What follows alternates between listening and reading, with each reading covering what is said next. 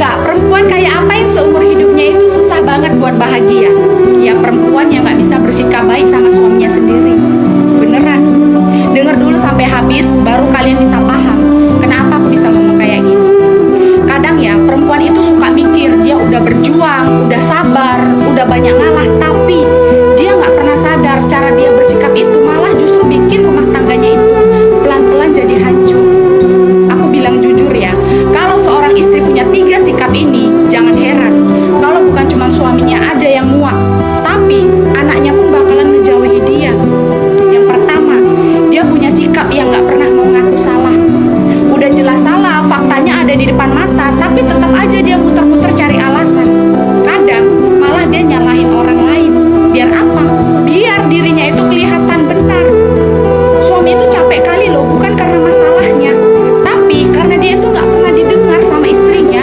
Tiap kali ribut, tiap kali ada masalah, bukan malah nyari solusi, tapi malah nyari siapa yang bisa disalahin. Yang kedua, suka banget ngungkit-ngungkit masa lalu. Baru ada masalah dikit, langsung dibongkar semua masa yang udah lampau. Dulu kamu begini, dulu kamu begitu, nggak habis-habis dibahas sama dia. Padahal kadang masalahnya itu kecil dan nggak ada sangkut pautnya sama masa lalu. Tapi karena diungkit terus, jadi masalah itu besar. Suami pun akhirnya capek buat ngomong, ya kan? Karena apapun yang dia bilang, pasti ujung-ujungnya diserang balik sama istrinya.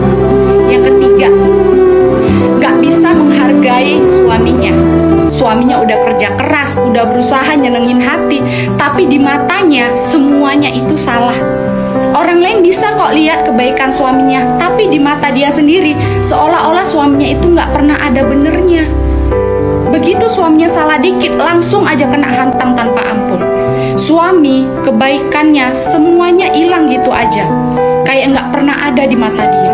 Lama-lama suaminya diam, bukan karena nggak peduli, tapi karena udah nggak tahu harus mau ngomong apa lagi. Capek disalahin, capek dibanding-bandingkan, capek dicuekin, padahal cuma pengen dimengerti. Jadi kalau kau rasa suami itu udah mulai dingin, jangan langsung nuduh dia itu berubah, dia itu selingkuh, jangan.